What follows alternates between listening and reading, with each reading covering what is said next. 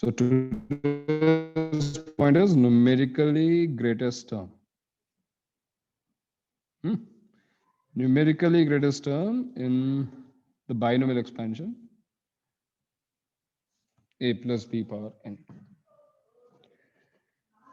All right, so greatest, बहुत ही clear सी बात है, ग्रेटेस्ट का मतलब सबसे बड़ी term. a plus b whole power n में हमारे पास n plus 1 टर्म्स होती हैं. What does this word numerical suggest to you? Numerically means what? Numerically means sir उसके नंबर की वैल्यू सबसे हाईएस्ट होगी. मैग्नीट्यूड. सर अगर न्यूमेरिकली ग्रेटेस्ट है तो उसका बाइनोमियल कोएफिशिएंट भी ग्रेटेस्ट होना चाहिए. बाइनोमियल कोएफिशिएंट और टर्म की वैल्यू में डेफिनेटली बाइनोमियल कोएफिशिएंट भी मैटर करेगा, बट उसके अलावा ए और बी भी करेंगे. I will tell you the difference, दोनों के बीच में डिफरेंस क्या है वो भी हम डिस्कस करते हैं. But the word numerically means magnitude,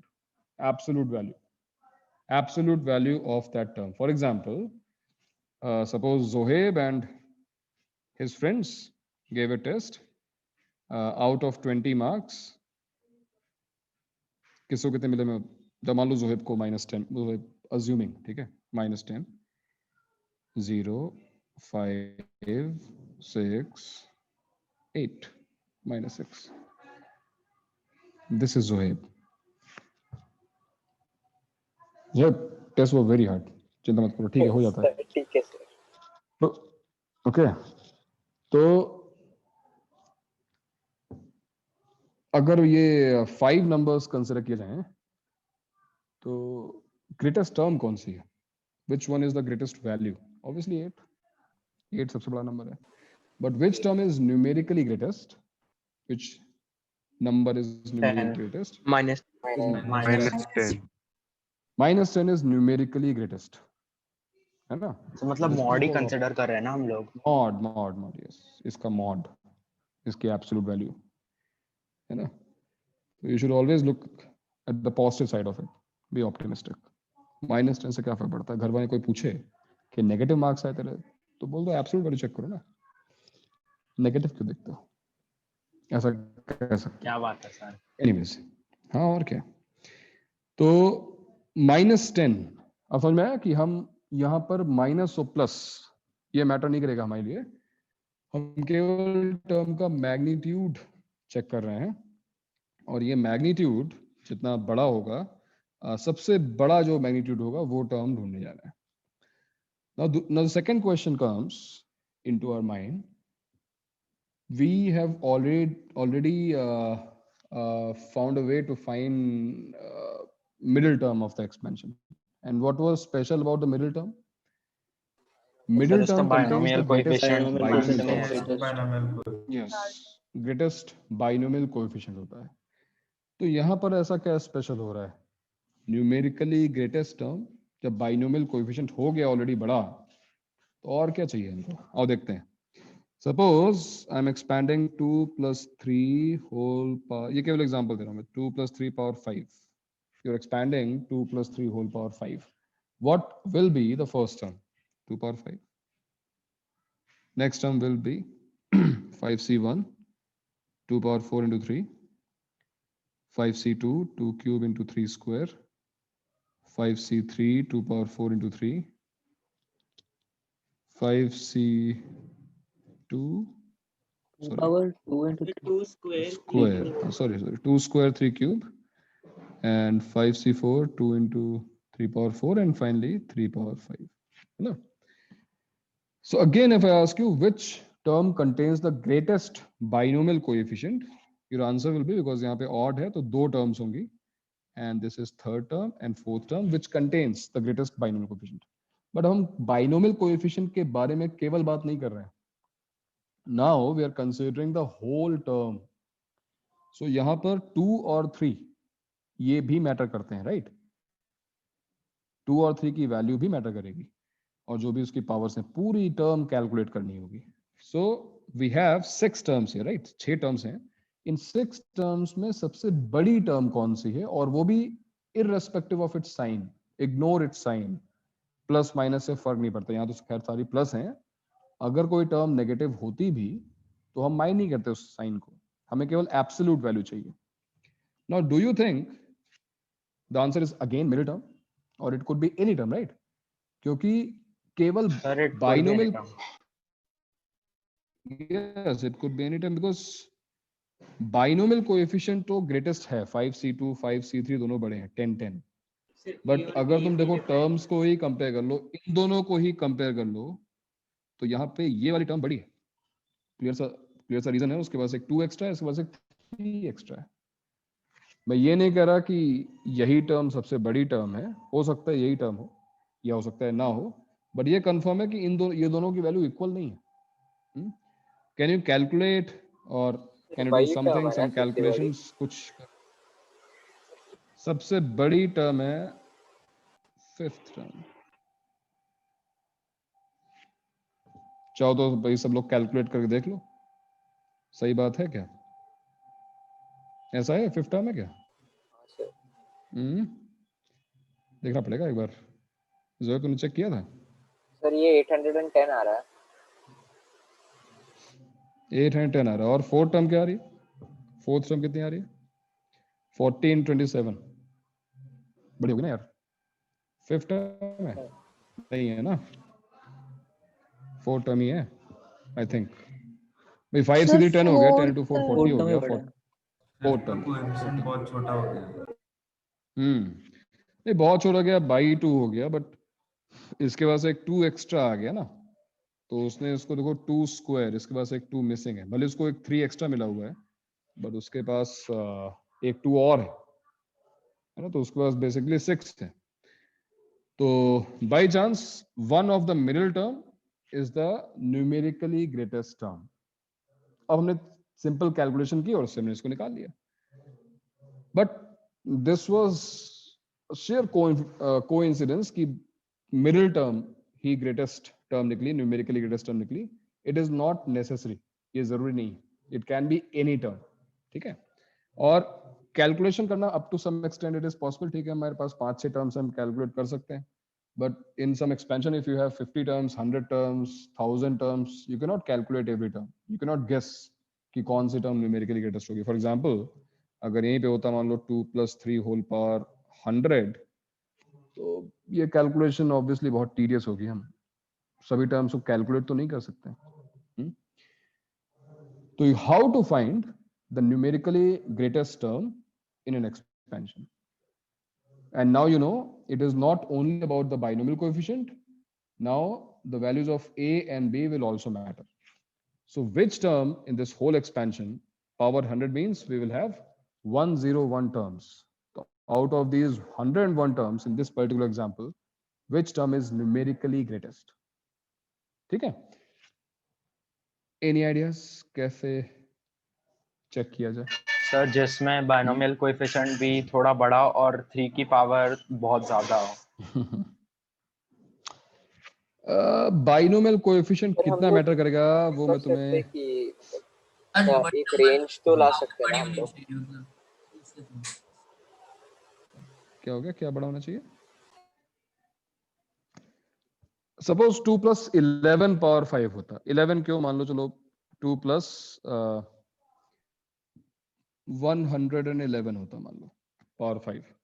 Which term you think is going to be the greatest term? Last term. Last term. It is the last term. Because binomial coefficients इसमें है क्या, पावर 5 है, तो binomial coefficients are like 1 5 10 10 5 1. Hardly कुछ value उनकी 111 के आगे कुछ भी नहीं है, वो नेग्लिजिबल है. तो बाइनोमियल कोएफिशिएंट मैटर करता है, मैं ही नहीं कर रहा हूं, मना नहीं कर रहा हूं, मैटर कर सकता है, बट वही मैटर करेगा या उसी को देखकर हम बता सकते हैं? नहीं, ऐसा नहीं. So that argument is not logical here ना, कि हम पहले बाइनोमियल कोएफिशिएंट कंसीडर कर लें, मिडिल टर्म देख लें, उसके आसपास की वैल्यू सोचें. नहीं, it is not necessary. It can be any term, it can be any extreme term, first और लास्ट हो सकती है, मिडिल टर्म हो सकती है, थर्ड फोर्थ कोई भी टर्म हो सकती है. So there should be a particular way, कोई तरीका. सर बट अगर होना चाहिए. वैल्यूज रिलेटिवली क्लोज है तो मिड टर्म के पास में होगा ना, जैसे अगर 2 और वैल्यूज 3 रिलेटिवली होंगे. क्लोज है, बिल्कुल सही बात. बिल्कुल सही बात है। सर ये रेशियो बात से मैं एग्री रिलेटेड कर है रहा हूँ क्या? कि हाँ, रेशियो से रिलेटेड है क्या? रेशियो से, किसके रेशियो से रिलेटेड, मतलब तो ए और बी का जैसे हम रेशियो? लोग कंपेयर कर रहे हैं बेसिकली, नहीं नहीं मतलब जैसे कि हम लोग कंपेयर कर रहे हैं कि जैसे इधर पावर 5 था तो वो थोड़ा ज़्यादा डोमिनेंट हो गया, उधर 2+11 था तो 11 5 से बड़ा है, वैसा कुछ करके। 5 से बड़ा हो गया, ठीक है, मान लो 11 5 की जगह 10 होता, 11 10 से ही बड़ा है, बट अब जो 10 के बाइनोमियल कोएफिशिएंट्स हैं वो फिर भी नहीं हैवी सर, है फिर तो फिर ये ज़्यादा मतलब ज़्यादा का डिफरेंस नहीं है ना, वापस वो मिडिल के ही हम्म, अराउंड आ जाता वो। देखो इन शॉर्ट तुम लोग गलत नहीं बोल रहे हो। इन शॉर्ट यहाँ पर जितना बाइनोमियल कोएफिशिएंट मैटर करता है उतना ही ए और मैटर करता है, मतलब सबका अपना अपना एक रोल है ना। हम किसी को नेगलेक्ट नहीं कर सकते यहाँ पर, हम बोल सर दें केवल ऐसे हम देख, बाइनोमियल कोएफिशिएंट देखेंगे, केवल ए देखेंगे, केवल बी देखेंगे, ये काम नहीं कर सकते। हाँ, सर ऐसे कर क्या सकते बोल हैं रहे क्या कि जैसे मिडिल टर्म से जितना लेफ्ट में जो टर्म छोटा होगा, मतलब एग्जैक्टली मिडिल टर्म से उतना हो? ही राइट में हमें बड़ा टर्म मिल जाएगा। जितना छोटा होगा उतना बड़ा मिल जाएगा। मतलब मिडिल टर्म से लेफ्ट में जो हमें लीस्ट टर्म मतलब तुम ये मिले। बोल रहे हो कि मिडिल, ये अगर ग्रेटेस्ट टर्म मिली है मुझे, तो उसके लेफ्ट वाली जो टर्म होगी और उसके राइट वाली जो टर्म होगी, उसमें क्या बोल रहे हो? नहीं नहीं सर, उनमें जैसे वो, मिडिल टर्म से मुझे हाँ, 2 स्टेप के बाद ग्रेटेस्ट टर्म, मतलब अगर मिडिल टर्म से 2 स्टेप पहले मुझे लीस्ट टर्म मिलती है तो मिडिल टर्म से 2 स्टेप बाद least I term, guess great में, नहीं नहीं नहीं, numerically least. But least term least, कैसे? अच्छा तुम्हें क्या लगता है इस एग्जाम्पल में लीस्ट कौन सी है? जो मैंने अभी 2+3 होल पावर 5 लिखा है, इसमें लीस्ट टर्म कौन सी है? तो ये तो फर्स्ट टर्म फर्स्ट है। Term, it is first term. देखो ना, फर्स्ट टर्म की वैल्यू क्या है? 32। सेकंड टर्म की वैल्यू बताओ, सेकंड टर्म की वैल्यू क्या है? आई मीन फर्स्ट टर्म से बड़ी है ना, 5 हाँ into sir, 16 16 80 into into 3 three तो आ 240 ही है गया। ना। T1 से T2 बड़ा है। अच्छा what about T3? क्या T3 बड़ा है T2 से? और चेक करते हैं। बड़ा है 8 सर। 80 80 इंटू बड़ा है सर। से बिल्कुल बड़ा है। T4 तो सबसे बड़ा ही हमने चेक किया था। But then look at T5, T5 इससे छोटा है, T6 उससे भी छोटा है, तुम चेक कर सकते हो। 10 इंटू 3 पावर 4 और 3 इंटू 3 पावर 4, एक तरीके से 3 पावर 5 लिखा हुआ है। तो कुछ तुमने अभी ऑब्जर्व किया, तुमने शायद ये ऑब्जर्व किया होगा कि जिस तरीके से बाइनोमियल कोएफिशिएंट्स हमने पास्कल्स ट्रायंगल में ऑब्जर्व किए थे, हमने बोला था कि जो मिडिल टर्म होती है उसका बाइनोमियल कोएफिशिएंट ग्रेटेस्ट होता है। मैं ये तो नहीं कह सकता कि मिडिल टर्म ग्रेटेस्ट टर्म है, लेकिन कुछ वैसा ही पैटर्न यहाँ पे बन रहा है अभी भी। यानी टर्म्स का मैग्नीट्यूड, अगर हम केवल मैग्नीट्यूड की बात करें, चलो ये तो पॉजिटिव थी, नेगेटिव होती तो भी हम मॉड लगा लेते हैं। ये टर्म्स पहले इंक्रीज हो रही हैं, फिर एक सर्टेन पॉइंट आएगा जहां पर एक न्यूमेरिकली ग्रेटेस्ट टर्म आएगी और वहां से फिर ये डिक्रीज होना स्टार्ट हो जाएंगे। ठीक है ना? Increase, reach to the maximum point and then decrease. ठीक है, और ये हमेशा होगा, इस चीज को अभी हम प्रूव करने जा रहे हैं। इस ऑब्जर्वेशन की हेल्प से, या कह लो कि इसी प्रॉपर्टी की हेल्प से हम न्यूमेरिकली ग्रेटेस्ट टर्म निकाल पाएंगे। अगर ये टर्म्स फ्लक्चुएट हो रही होती, अगर ऐसा हो रहा था कि फर्स्ट टर्म बड़ी है, सेकंड टर्म छोटी होगी, फिर बड़ी होगी, फिर छोटी होगी, तो फिर टर्म्स को सॉर्ट करना पड़ता और उसके बाद ही हम न्यूमेरिकली ग्रेटेस्ट टर्म पे पहुंच पाते। यानी उस कंडीशन में न्यूमेरिकली ग्रेटेस्ट टर्म निकालना बहुत मुश्किल होता।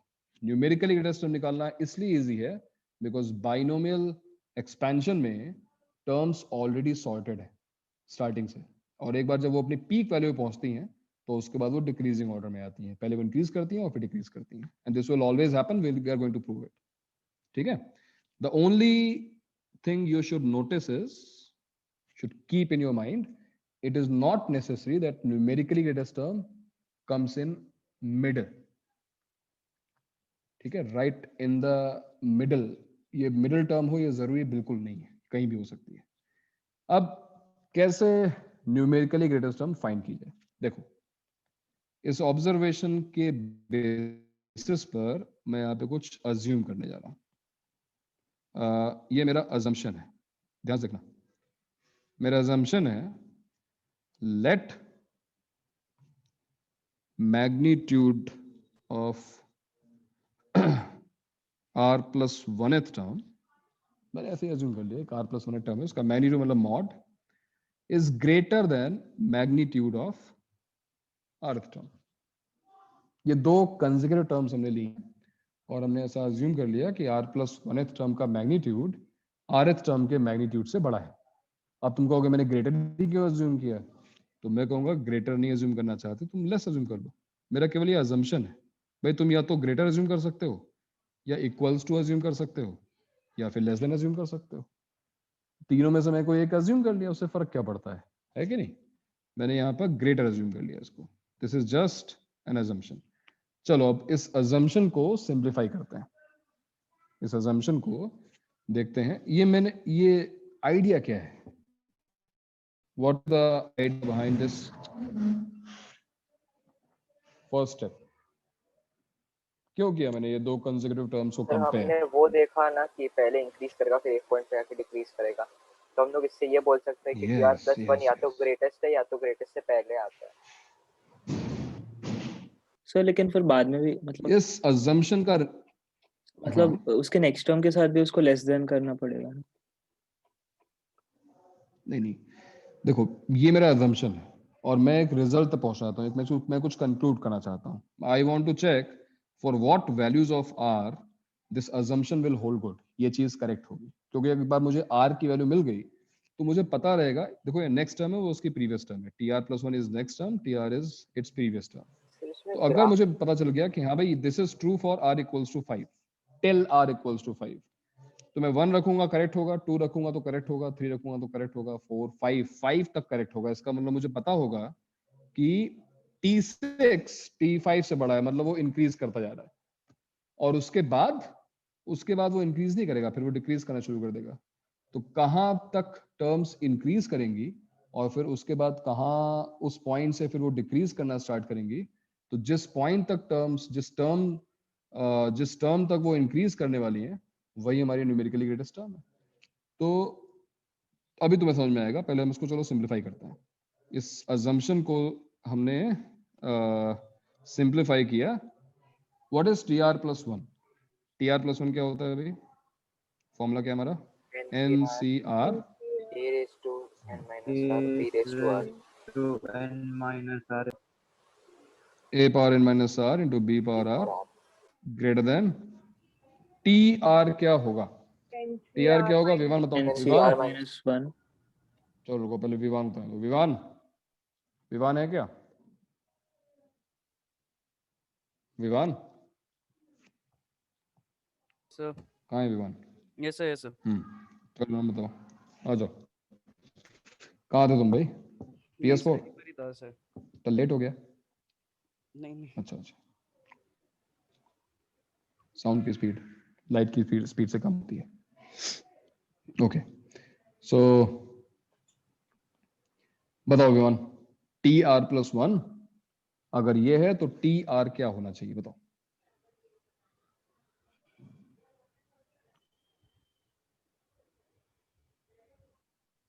If this is the formula for TR plus 1, Vivan, yes, sir. what is the formula for TR?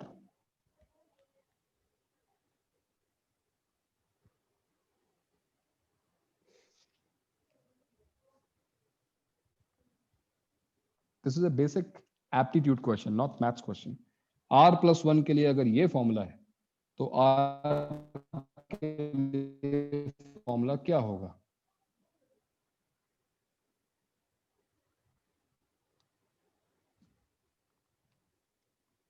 Sir, NCR multiplied by A. Do you think यहाँ पे NCR होना चाहिए विवान? R plus 1 के लिए भी R और R के लिए भी R, तो बहुत नाइंसाफी है।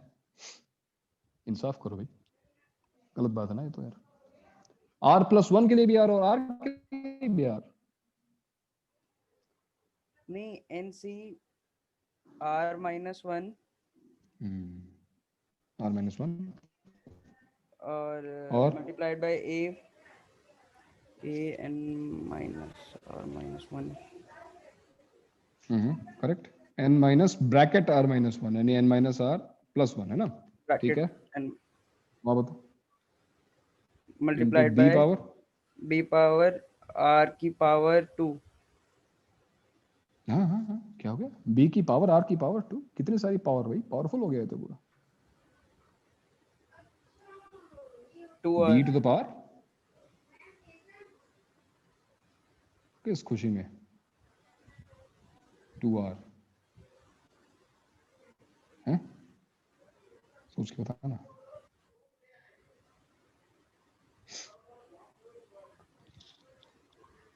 r plus 1. Vivaan, Yes sir. ये वैसा क्वेश्चन है कि 10 लोग मिलकर एक काम करते हैं 2 दिन में, तो एक बंदा कितने दिन में करेगा? वैसा क्वेश्चन है ये।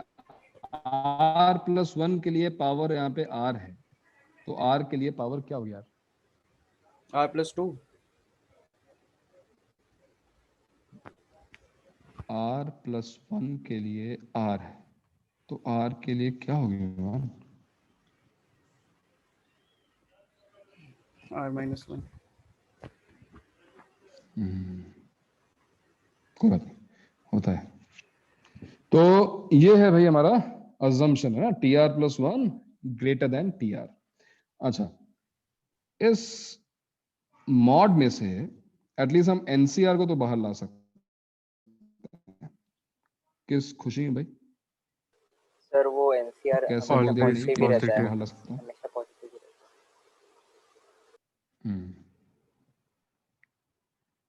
तो जो भी दिल्ली के आसपास का एरिया है वो ऑलवेज पॉजिटिव है, वहां पे हमेशा पॉजिटिव लोग रहते हैं। सारे जाट, गुजर, हरियाणवी लोग सब पॉजिटिव है। एनसीआर है। अरे सर लेम सर लेम मजाक जो मत करो सर आप ऐसा।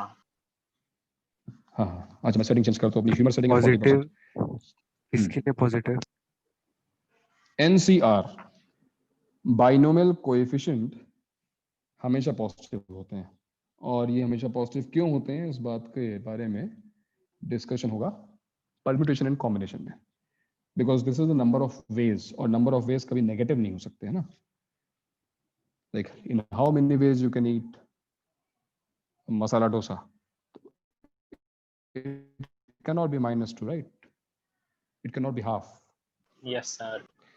Anyways, तो NCR पॉजिटिव है, इसलिए हमने मॉड को बाहर, मॉड से बाहर निकाल दिया। NCR -1 मॉड से बाहर निकाल दिया। अब इस इनइक्वालिटी को सॉल्व करना है। इनइक्वालिटी को सॉल्व करने में काफी लोग जो है हम लोग एनसीआर को परेशान होते फर्दर हैं, लेकिन सॉल्व यहाँ पे करके परेशानी, बस r minus 1 से सबस्टिट्यूट करते हाँ मैं वही कर रहा हूँ कि इसको फर्दर सॉल्व करने के बजाय हमने कुछ याद में कुछ प्रॉपर्टीज लिखी थी, प्रॉपर्टीज ऑफ बाइनोमियल कोएफिशिएंट, वो इन्हीं सब कैलकुलेशंस के लिए। If you look closely, can I divide? Yes, sir हम NCR upon NCR terms minus जब 1 तक कर सकते पॉजिटिव हैं। है I can cross multiply, I can divide. हाँ, तो एनसीआर अपॉन एनसीआर -1 बनेगा, और मॉड वाली टर्म्स को एक साथ लिख लेते हैं। 1 into b to the power r minus 1 whole thing divided by a power n minus r into b power r। ये लीजिए आप। अब ये कैलकुलेशन भी बहुत इजी है, कोई बहुत डिफिकल्ट नहीं है, बट अब तुम्हें रिजल्ट ऑलरेडी पता है अगर तुम्हें प्रॉपर्टीज याद करनी है तो। What is NCR upon NCR -1? It is n minus r plus 1 whole thing divided by r. R. Good. And what will we get in right hand side ab after to the power simplification? -1 a by b mod of Uh, a by b ना, a by b। भाई यहाँ पे n minus are है, यहाँ पे n minus are plus 1 एक extra power है, यहाँ पे r माइनस 1 है, यहाँ पे r है, तो डिनोमिनेटर में एक एक्स्ट्रा पावर है। So it is a by b. Remember, we want to find the value of r, for which our assumption holds good. So we are solving this inequality for r. Let's go.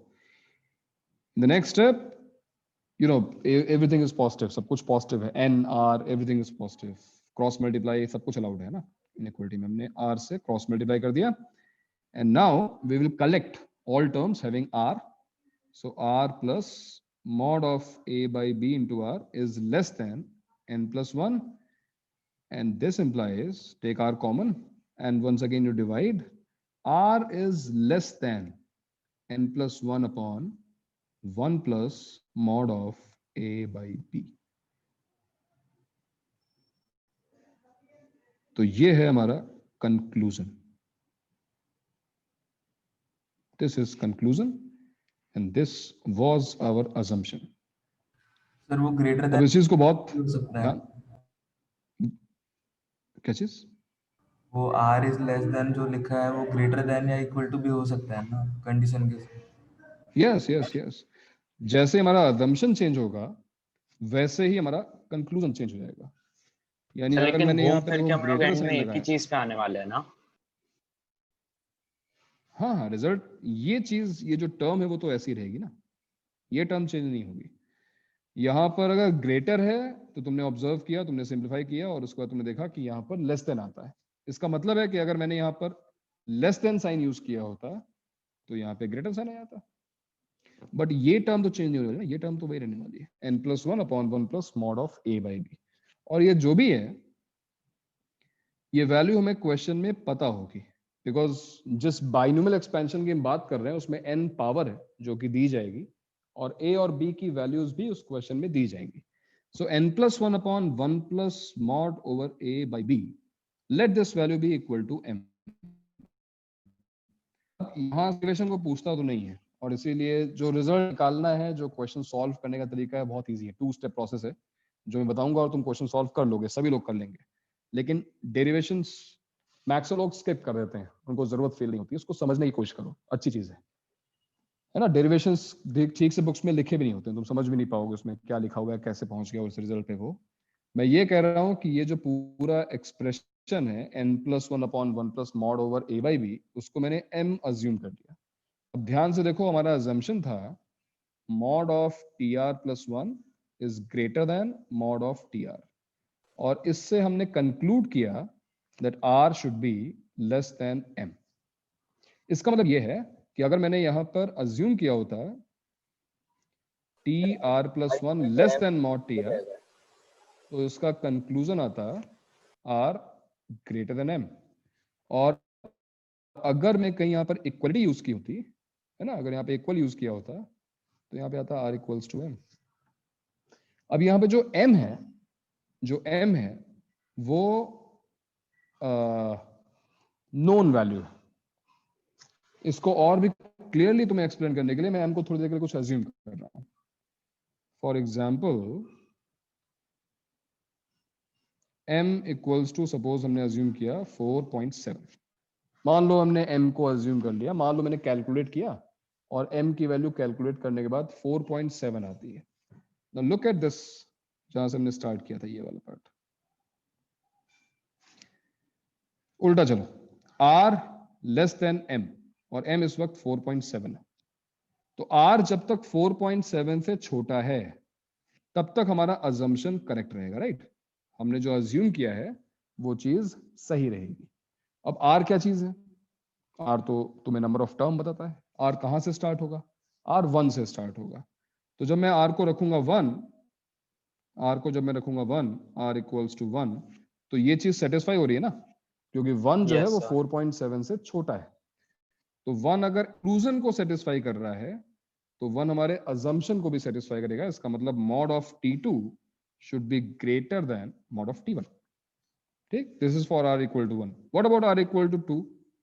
क्या अभी भी inequality satisfy हो रही है? Yes, 2 less than 4.7 है, that's why mod of t3 is greater than mod of t2। What about r = 3? r = 3 पे क्या होगा? सेटिस्फाई हो रहा है? 3 less than 4.7, mod of Yes. t4 Yes, sir. is greater than mod of t3। What about r = 4? अभी भी satisfy हो रहा है, mod of t5 greater than mod of t4। But what about r = 5? अब 5 पर ये वाला कंक्लूजन कह सकते हो, ये Contradiction. स्टेटमेंट जो है वो सेटिस्फाई नहीं हो रहा। Yes, there is a contradiction. Actually जो सेकंड हमने लिखा है वो करेक्ट हो जाएगा। Actually 5 is greater than 4.7। इसका मतलब ये इनइक्वालिटी रिवर्स हो गई, ये इनइक्वालिटी हमारी रिवर्स हो गई और ये इनइक्वालिटी रिवर्स हो गई, तो ये वाली इनइक्वालिटी भी रिवर्स होगी। इसका मतलब mod of, अब 5 रखेंगे हम, mod of t6 is less than mod of t5।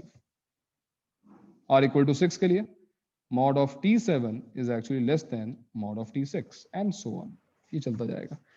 तो अगर तुम क्लब करो इस इन रिजल्ट्स को, तो इसके हिसाब से mod of t1 का मैग्नीट्यूड t2 से छोटा है, t2 का मैग्नीट्यूड t3 से छोटा है, t3 का मैग्नीट्यूड t4 से छोटा है, और t4 का मैग्नीट्यूड t5 से छोटा है, बट उसके बाद t5 का मैग्नीट्यूड t6 से बड़ा है, t6 का मैग्नीट्यूड t7 से बड़ा है, and so on.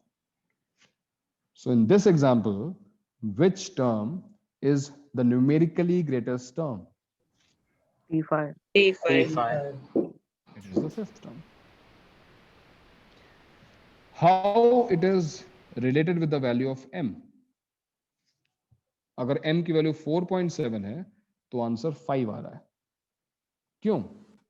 या फिर GIF क्या plus कनेक्शन है 1. दोनों में? Sir, M plus GIF 1. plus 1. Very nice. हाँ, sorry. Very nice. It is GIF function सभी ने पढ़ा है.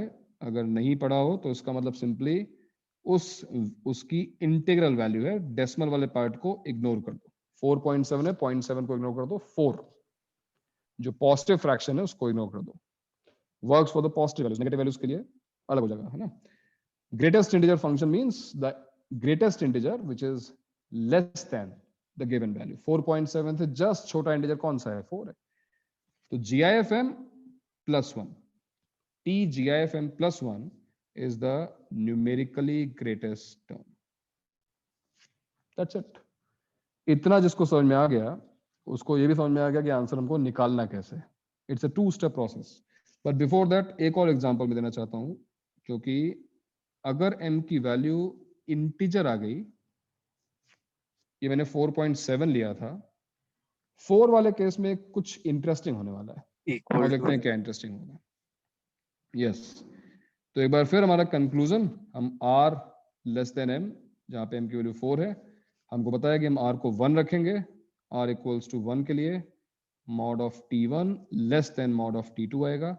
r इक्वल्स टू 2 के लिए mod of t2 less than mod of t3 आएगा. r इक्वल्स टू 3 के लिए mod of t3 less than mod of t4 आएगा. बट r इक्वल्स टू 4 के लिए क्या होगा? r इक्वल्स टू 4 जब तुम रखोगे तो अब कोई इनइक्वालिटी थोड़ी ना है. 4 इक्वल टू 4 होता है ना. ये जो लेस देन या ग्रेटर नहीं हो जाएगा, ये इक्वल टू साइन हो जाएगा. और जब यहाँ पे इक्वल टू आएगा तो फिर यहाँ पर भी तो इक्वल टू आएगा. इसका मतलब if r equals to m, then mod of tr plus 1 is equal to mod of tr. मतलब mod of t4 in this case will be equal to mod of t5. तो मतलब और अब number जैसे of तुम terms बढ़ाओगे, even है शायद. Sir मतलब ऐसा दो assume कर सकते हैं numerically सर हम. नंबर ऑफ टर्म्स पे हम कोई कमेंट नहीं कर रहे हैं. नंबर ऑफ कितनी भी हो सकती है. अब ये देखो mod of t5 जो है mod of t6 से बड़ा हो जाएगा एंड सो ऑन. तो इसका मतलब इस पर्टिकुलर केस में जब m की वैल्यू इंटीजर मिल रही है, हमारे पास दो टर्म्स ऐसी हैं जिनकी न्यूमेरिकल वैल्यू सबसे बड़ी है. और वो दो टर्म्स कौन सी हैं? वो है 4th term and 5th term. तो again observe and tell me for can you connect the value of m with the numerically greatest term you're getting? Sir पुराना हाँ? वाला जो है क्या है वो terms? GIF वाला वो सेम TM और TM plus 1 हो जाएगा. अब GIF की जरूरत ही नहीं ना, वो तो इंटीजर है. हाँ बिल्कुल सही. TM and TM plus. TM plus 1. खत्म हो गई बात. ऑलराइट, तो ये था इसका डेरिवेशन. और जैसा मैं कह रहा था कि अल्टीमेटली हमको अप्लाई करना है इसको, तो मैं तुम्हें दिखाऊं कि तुम्हें अप्लाई क्या करना है. तुम्हें क्वेश्चंस को सॉल्व करने में कितने स्टेप्स लगने वाले हैं. To solve these type of problems you just need 2 steps. Step 1, find m. What is m? हमने किसको अज्यूम किया था? n plus 1 upon 1 plus mod over a by b. So you calculate m first. m की value निकाल लो. और m की value निकालने के बाद क्या? There comes step 2. स्टेप 2 में क्या करने वाले हैं हम? हमको पता है कि 2 अलग अलग रिजल्ट्स आ सकते हैं. जब m की वैल्यू 4 थी तो 2 आंसर, और देखो जब m की वैल्यू 4.7 थी तो एक ही आंसर आया, है ना. तो यहां पे हम 2 केसेस बनाते हैं. Case 1, if m is not an integer. भाई कैलकुलेशन तुम्हारे हाथ में है, तुम इसे कैलकुलेट करो। और अगर m की वैल्यू इंटीजर नहीं आती है, फॉर एग्जांपल 4.7, 2.3 कुछ भी आती है, then in this case t gif of m plus 1 will be the numerically greatest term. And case 2 क्या होगा? If m belongs to I, यानी जो तुमने m कैलकुलेट किया वो कोई इंटीजर आता है, it can be 4, 5, 6, anything. In this case, we will have two numerically greatest terms, tm and tm plus 1, both will be numerically greatest terms. That's it. Screen पे तुम्हें जो दिखाई दे रहा है उतना ही बड़ा सोल्यूशन होगा किसी भी क्वेश्चन का, इससे ज्यादा कुछ करना नहीं होगा। थोड़ा बहुत घुमा फिरा देते हैं मेन और एडवांस में। एडवांस तक में इस थ्योरी के क्वेश्चन आ चुके हैं पहले, रिसेंटली तुम्हें देखा नहीं, तो एक तरीके का फिर इसमें ट्विस्ट क्या अच्छा डाल सकते हैं? ऑब्जर्वेशन है बाइनोमियल एक्सपेंशन के बाद। केस 1 हाँ? में वो m का ब्रैकेट लाइक स्क्वायर ब्रैकेट मतलब लाइक नियरेस्ट इंटीजर है क्या? ये GIF होता है तुमने, हाँ ग्रेटेस्ट इंटीजर फंक्शन हाँ पढ़ा है ओके। ना तुमने? हाँ सर, पढ़ा है एनसीईआरटी ना? में पढ़ा था। हाँ। GIF x, हाँ एनसीईआरटी पढ़ा है GIF of x। इसके बारे में हम डिटेल में पढ़ेंगे। फंक्शंस जब 12th में फंक्शन स्टार्ट होगा, बहुत जल्दी स्टार्ट होने वाला है। PNC के बाद एक ट्रैक में फिर फंक्शन ही स्टार्ट होगा। तो फंक्शंस में हम ग्रेटेस्ट इंटीजर फंक्शन और दूसरा फंक्शन जो हमारा फ्रैक्शनल पार्ट फंक्शन दोनों पढ़ेंगे, और बहुत इंटरेस्टिंग फंक्शन है ये, बहुत अच्छे क्वेश्चंस बनते हैं इस पर। तो नोट कर लो भाई, अब तुम लोग नोट करना स्टार्ट करो। नोट करना यहाँ से स्टार्ट करना जहाँ से हमने अजम्पशन लिया है, और उसके बाद फाइनली वो जो 2 स्टेप्स है वही तुम्हारे लिए इंपॉर्टेंट है। डेरिवेशन हालांकि समझने में दिक्कत होनी नहीं चाहिए, है ना। मैं फिर तुम्हें एक्सप्लेन कर दूं डेरिवेशन हमने कैसे किया इसका। मैंने अज्यूम किया है 2 कंसेक्यूटिव टर्म्स नहीं, r+1th और rth टर्म, और मैंने ऐसा अज्यूम किया है कि जो r+1th टर्म का मैग्नीट्यूड है वो rth टर्म के मैग्नीट्यूड से बड़ा है। So based on my assumption, I simplified and concluded that for my assumption to be correct, r should be less than this particular value, n+1/1 plus mod a by b. So if the conclusion fails, my assumption fails. If conclusion is good, my assumption is good. Based on that, हमने देखा, अभी तो कुछ examples लेने बाकी हैं, questions भी solve करेंगे हम, but m is something known, और m के बेसिस पर हम निकाल सकते हैं कि न्यूमेरिकली ग्रेटेस्ट टर्म कौन सी होगी। और यहाँ से ये भी प्रूव होता है कि टर्म्स जो कंसेक्यूटिव टर्म्स हैं वो सॉर्टिंग होती है वहां पर, मतलब टर्म्स इंक्रीज होती जाती हैं, और एक पॉइंट पर आने के बाद जब वो ग्रेटेस्ट वैल्यू अचीव कर लेती हैं तो फिर से एक बार वो डिक्रीज होना शुरू हो जाती है। इसका लॉजिकल एक्सप्लेनेशन कोई दे सकता है क्यों ऐसा हो रहा है? I mean what could be a logical explanation without mathematics, why it is happening, why you know there is a particular sorting कि हम पहले जो है टर्म्स को बढ़ा रहे हैं, ये बाइनोमियल बढ़ता जा रहा है। कोएफिशिएंट पे डिपेंड कर रहा है, इसीलिए बाइनोमियल कोएफिशिएंट में ऐसा होता है, बात सही है, बट यहाँ तो a और b भी हैं, तो फिर ऐसा क्यों हो रहा है? जो छोटा टर्म है उसका पावर बढ़ रहा है एंड जो बड़ा वाला उसका कम होता है। अज्यूमिंग a b से छोटा है, तुम ऐसा हाँ अज्यूम कर यस रहे हो। सर। हाँ, ठीक है। तो तुम ये कह रहे हो कि a और b की पावर्स चेंज हो रही है, सही बात है। a की पावर एक्चुअली कम होती जाती है और b की पावर बढ़ती जाती है ना, ये कहना चाहते हो तुम। तो इससे क्या हुआ फिर?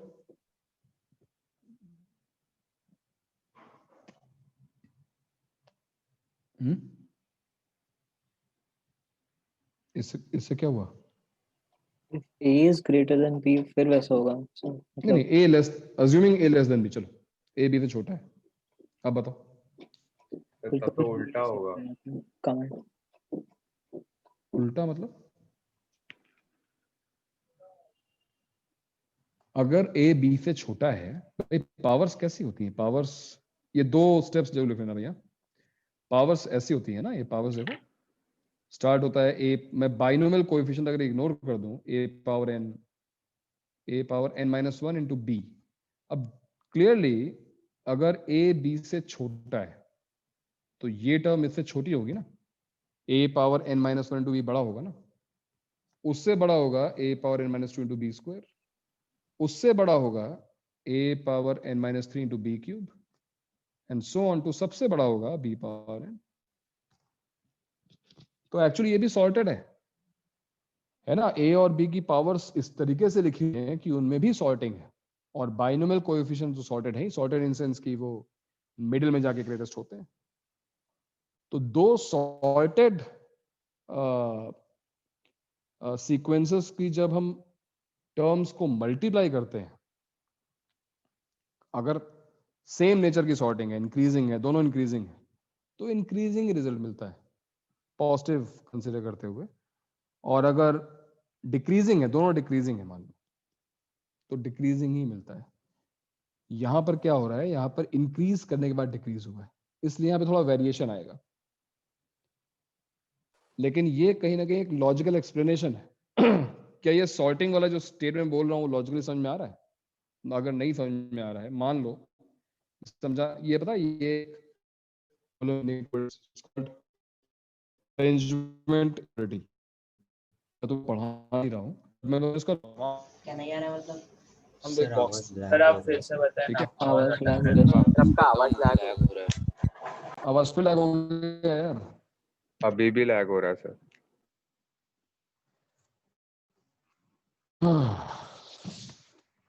अच्छा, बताना अभी कुछ बेटर है क्या? हेलो, हाँ सर अभी ठीक है। अभी ठीक है।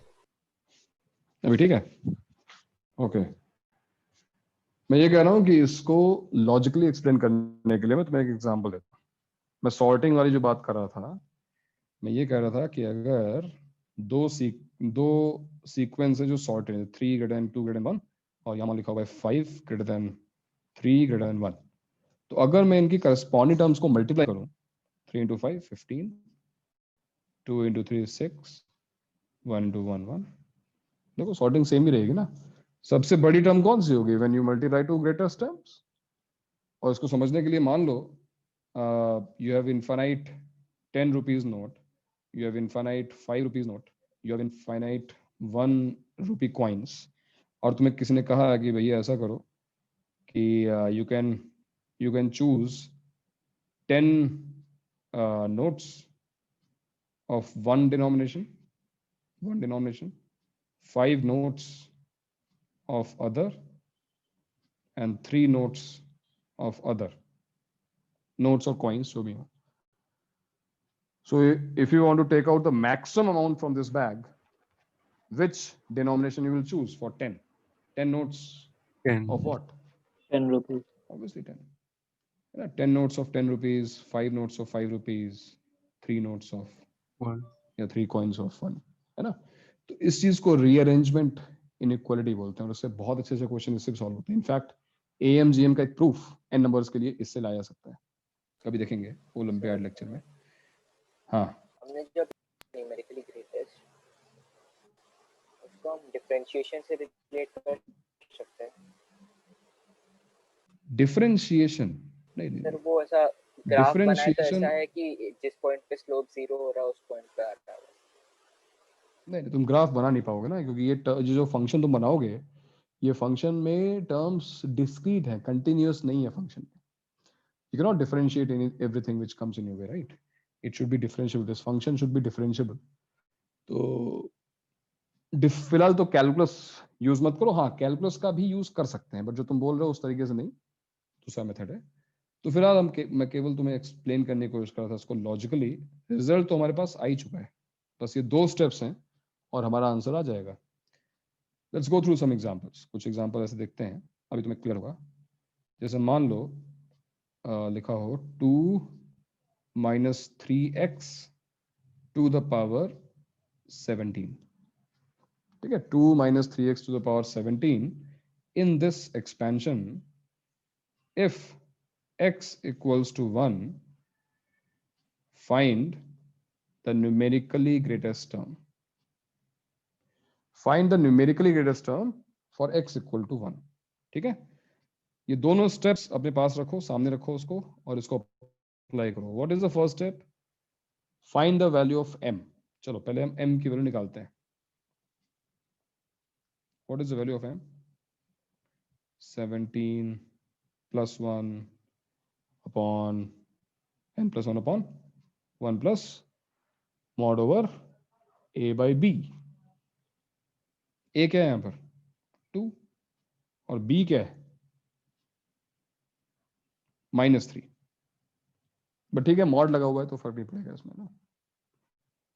कैलकुलेट द वैल्यू ऑफ, क्या आ रही है m की value?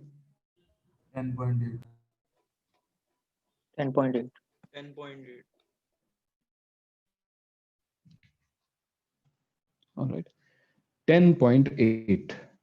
Look at step 2. In step 2 we have two cases.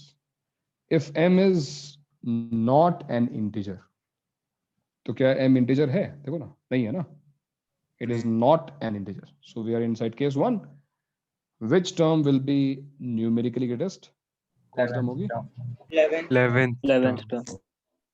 term 11th term, because t gif of 10.8 plus 1 is numerically greatest term, और gif of 10.8 10 होता है, so t11 is numerically greatest term। 11th term है भाई। Middle term कौन सी है?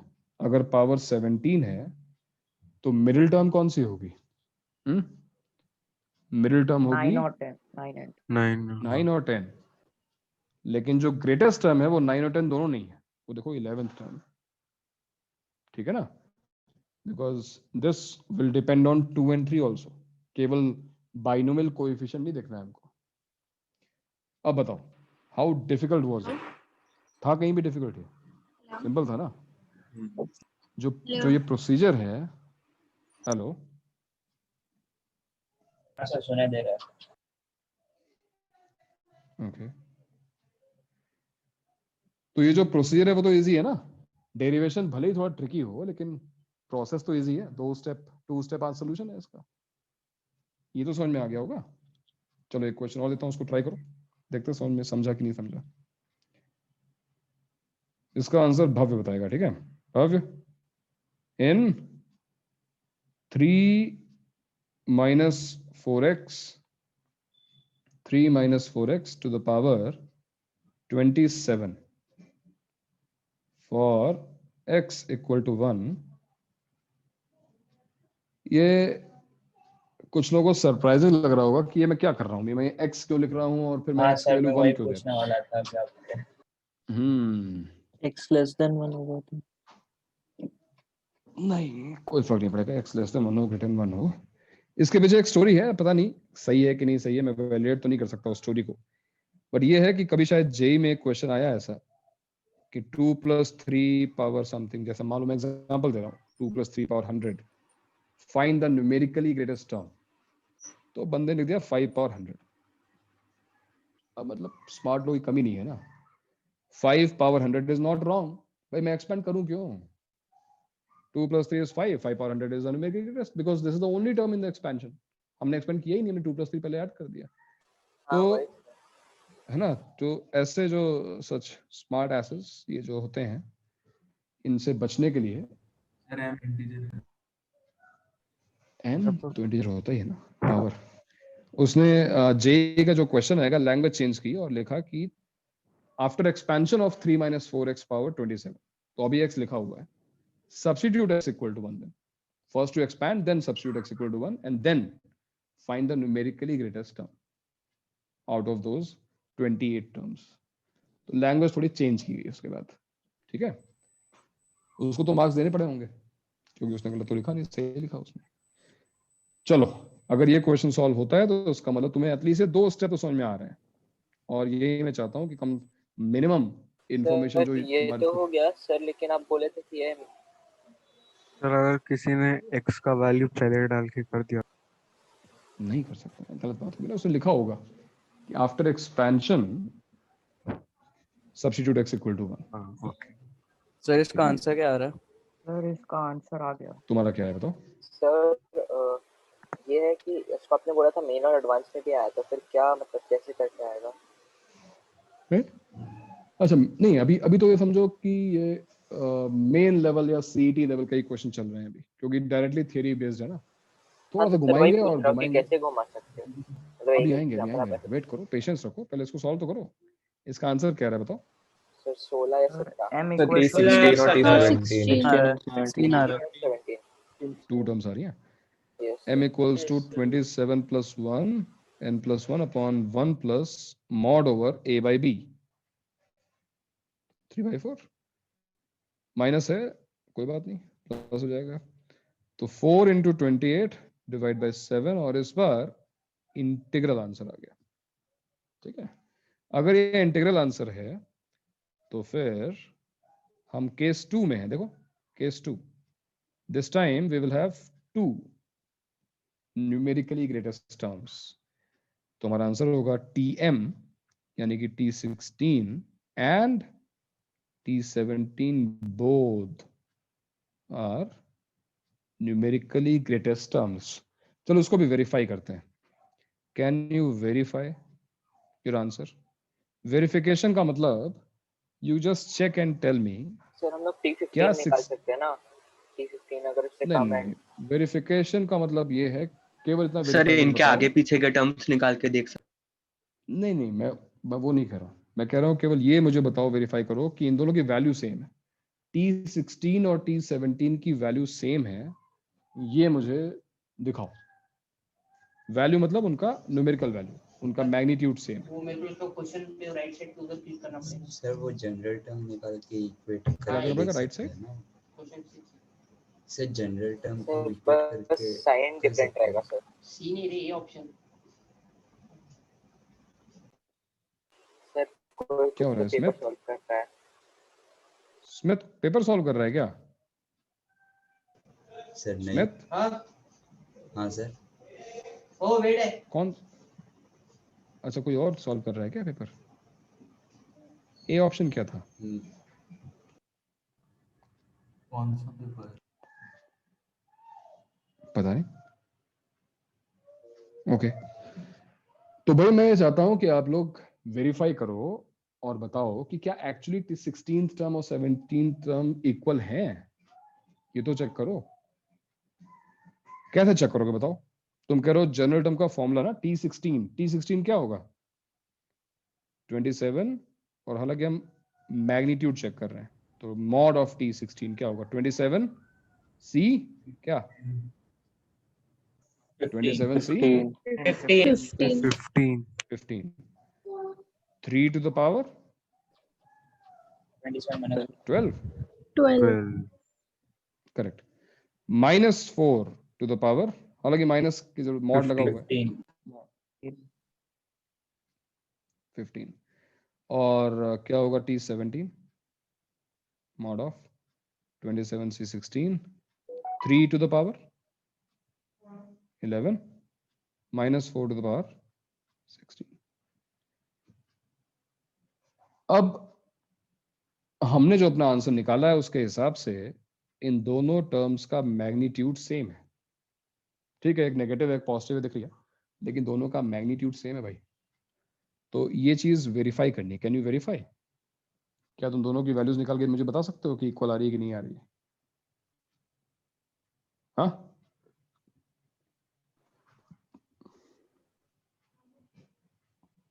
क्या तुम divide कर देंगे और 1:1 सर अभी तो मतलब अभी डेरिवेशन में भी यही सेम चीज किया था, वही रिपीट कर। यस, वही सर बिल्कुल सही बात है, बट फिर भी रिपीट कर देंगे। वेरिफिकेशन मैं कहा, मतलब डेरिवेशन पे मुझे कंप्लीट फेथ है, मैं उस पर डाउट थोड़ी ना कर रहा हूँ, बट वेरीफाई करने का मतलब होता है कि आपको दिखाना पड़ेगा कि हाँ ये दोनों चीजें इक्वल हैं। और मैं इसलिए कर रहा हूँ कि हो सकता है अगर तुम्हें अपने आंसर्स पे डाउट हो, तुम्हें चेक करना आना चाहिए ना। तो अगर दोनों वैल्यूज सेम है, इक्वल है, तो इनकी अलग अलग वैल्यूज मत निकालना। कभी भी बाइनोमियल में टर्म्स की वैल्यू निकालने की जरूरत नहीं है, बिकॉज तुम्हें कंपैरिजन करना होगा, तुम्हें इक्वलिटी देखनी होगी, इनइक्वलिटी देखनी होगी। हमेशा रेशियो पे जाना, रेशियो निकालना हमेशा इजी होगा। और ये तुम्हें दिख रहा होगा कि अगर हम इंडिविजुअली इनको कैलकुलेट करेंगे तो बहुत लार्ज वैल्यूज हैं, बहुत मुश्किल होगी। बट अगर हम इनका रेशियो लेंगे तो वही चीज काफी इजी है। देखो ना, बाइनोमियल कोएफिशिएंट्स का रेशियो क्या होगा? 27C 15, 27C 16, ये मेरा फॉर्मूला है, NCR upon NCR minus 1 reciprocal हो गया उसका, क्योंकि यहाँ पे 15 है और यहाँ पे 16 है। क्या होता था NCR upon NCR minus 1, n minus R plus 1 upon R, है ना। यहाँ पे उल्टा हो गया, R अपॉन R क्या है 16 upon n minus R plus 1, n minus R plus 1 मतलब 27 माइनस 16 प्लस 1, ये मैं वही प्रॉपर्टी अप्लाई कर रहा हूँ। तो क्या आ जाएगा 11 प्लस 1 12 इंटू ये देखो 3 पावर 12 3 पावर 11, तो एक 3 बच गया, और यहाँ पर 1/4 माइनस 4 पावर 50 सर वो मॉड है तो बाई 4 बच गया, मॉड तो पॉजिटिव रहेगा, एंड दिस इज 1, है ना, 3 4 12। और ये देखो मैंने वेरीफाई कर दिया आराम से कि दोनों टर्म्स एक्चुअली इक्वल है, उनकी वैल्यू क्या है ऐसे मतलब थोड़ी ना है, मैंने केवल ये दिखाना था कि यहाँ पे 16 टर्म और 17 टर्म एक्चुअली इक्वल है, चांस की बात है कि 16 टर्म और 17 टर्म सेम आ रही है, दैट्स इट। करने की एग्जाम में तुम्हें कोई जरूरत नहीं होगी, अगर तुम्हारी कैलकुलेशन सही है तो गलती तो होगी नहीं यहाँ पर। T16 and T17 both are numerically greatest terms, ठीक है। अब बताओ कंफर्टेबल हो, ये दो स्टेप्स करने में दिक्कत तो नहीं है किसी को, समझ में आ रहा है हम क्या कर रहे हैं? ओके अब तुमने कहा कि इसमें घुमा के हैं, थोड़ा बहुत जो घुमाएंगे वो कैसे घुमाएंगे, और वो देखते हैं। Next question, in 3x plus 4 to the power 13, if T8 only is numerically greatest term, find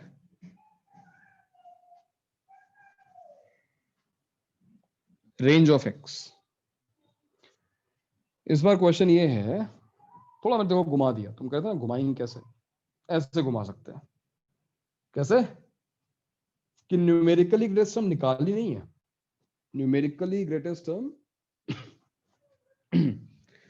numerically greatest term जो है उसने दी हुई है तुमको, तुम्हें ऑलरेडी पता है that eighth term is the numerically greatest term. Now you find the possible values of x for which this will be correct, the statement will be correct. अब बताओ भाई कौन इसके बारे में बताना चाहता है? सर इनइक्वालिटी सॉल्व कर देंगे। m की वैल्यू m की वैल्यू निकालेंगे सर, मतलब वो दो केस बनाने पड़ेंगे, पहले सर m ठीक है इंटीजर वैल्यू वाला और वो मतलब इंटीजर वैल्यू वाला, इंटीजर वाला अच्छा वाला नहीं आएगा, चलो दूसरा वाला। पहले हम लोग ऐसा करते हैं, 9 पहले हम लोग ऐसा करते हैं, तुम लोग करो कि m की वैल्यू लिख लेते हैं। m की वैल्यू क्या आ रही है?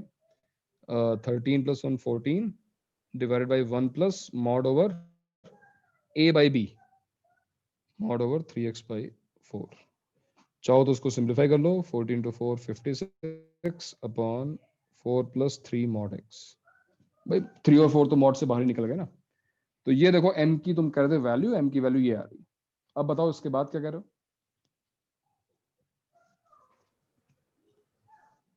इसके बाद क्या? दो केसेस बनाएंगे, एक m is integer and m is not an integer। नहीं बनाएंगे बिकॉज सर शायद ओनली दिया है सर, नॉट हाँ sir. okay, do not ignore these keywords। Only लिखने का पर्पस था यहाँ पर। ओनली क्यों लिखा हुआ है?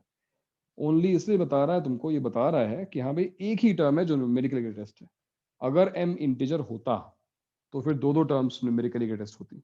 तो इसका मतलब है कि केस एक ही हो सकता है कि ये तो कंफर्म हो गया that m doesn't belong to the set of integers। m integer नहीं है। चलो ठीक है, अब इसके बाद क्या? अगर m इंटीजर नहीं है तो न्यूमेरिकली ग्रेटेस्ट टर्म होती कौन सी है? t gif m plus 1। 7 हो जाएगा। yes, 7 very nice, 7 correct।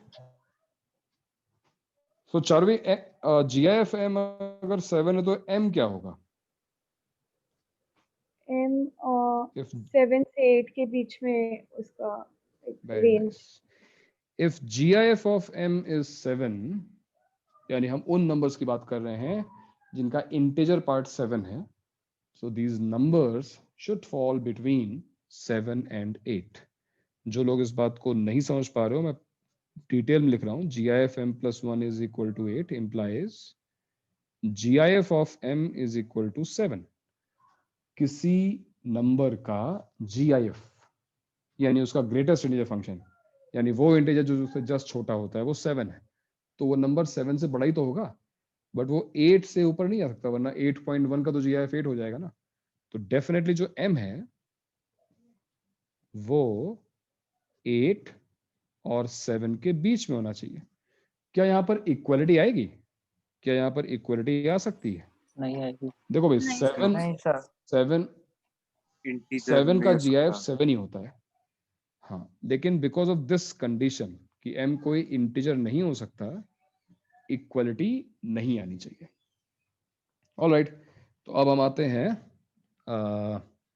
M की ये जो वैल्यू हमने निकाली थी उसको अब इस इनइक्वलिटी में सब्स्टिट्यूट करते हैं. So this implies 7 is less than 56 divided by 3 plus 4 mod x less than 8. और अब पहुंच चुके हैं हम एक इनइक्वलिटी पर. इनइक्वलिटी तुम्हें सॉल्व करनी पड़ेगी. कितनी इनइक्वलिटीज हैं यहाँ पर? You can see we have 2 inequalities. दो. सर एंड में इनका दो इंटरसेक्शन inequalities. लेंगे क्या? यस, इंटरसेक्शन लेंगे, बिकॉज मैंने तो पहले भी कहा था कि कहीं से रटना मत, इसको समझना अपने आप. that if you have an inequality like this value M should be less than 8 and at the same time it should be greater than 7. and से कनेक्ट हुआ ना, it is not or. ऐसा नहीं है कि वो 8 से छोटा हो गया तुम्हारा काम चल गया. it should be less than 8 and at the same time it should be greater than 7. जहां पे तुमने वर्ड and यूज करना पड़ा, इसका मतलब इंटरसेक्शन है. और जहां भी तुमने और से कनेक्ट किया, if you using the conjunction or, तो उसका मतलब तुम्हें यूनियन लेना है. तो डोंट गेट कंफ्यूज्ड. ये 8 से छोटा है, साइमल्टेनियसली 7 से बड़ा है, तो दोनों इनइक्वालिटीज को सॉल्व करके उसका इंटरसेक्शन लेना है. So let's solve first inequality.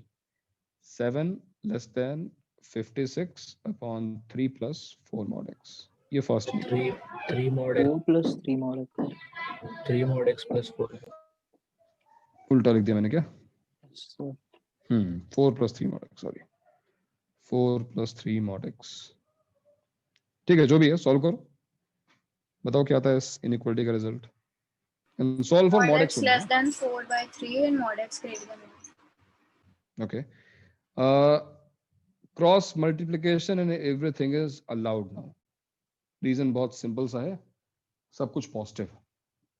वैसे तो हमको अवॉइड करना चाहिए क्रॉस मल्टीप्लिकेशन इनइक्वालिटीज में, बट टोल्ड यू ऑलरेडी, अगर टर्म्स पॉजिटिव है we can cross multiply, no issues. So 4 plus 3 mod x is less than 56 by 7, that is 8. And from here, mod x is less than 4 by 3. On the other hand, if I solve this inequality, this one, Mod of x is greater than 1.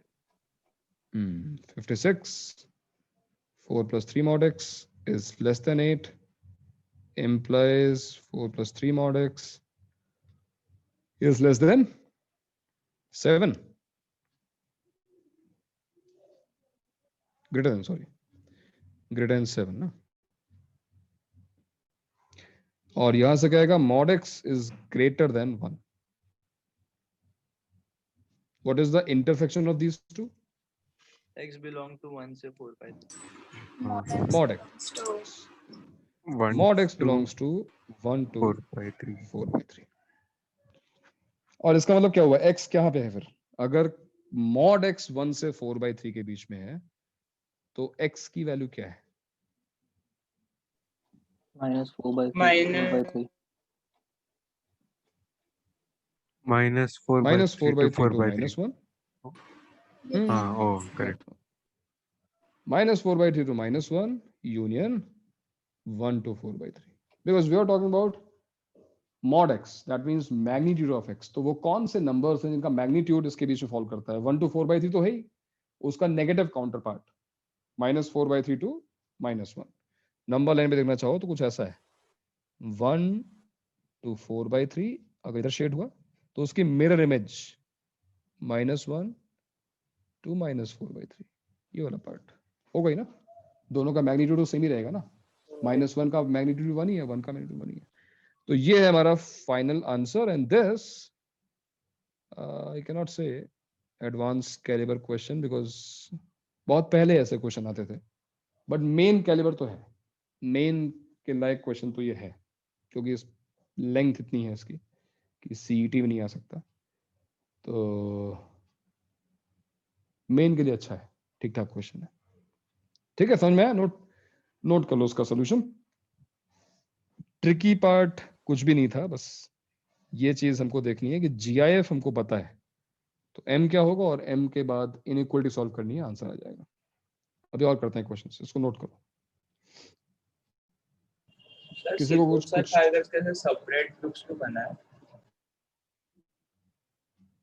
भाई centre तो अब separate ही होंगे ना यार, तो centre separate है। अब जब ऑफलाइन क्लासेस स्टार्ट होंगी तब तो नोटिफाई करेंगे ना सेपरेटली। खारगर की अलग क्लास होगी, नेहरू की अलग क्लास होगी, हर बैच सेपरेट हुआ होगा ना। इंटी नॉन इंटी, हाँ थोड़ा बहुत कहा था ना, नवंबर से स्टार्ट करेंगे थोड़ा बहुत। सर m = 7 के बाद क्या किया? GIF m = 7 के बाद हमने लिखा कि m जो है वो 7 और 8 के बीच में होगा।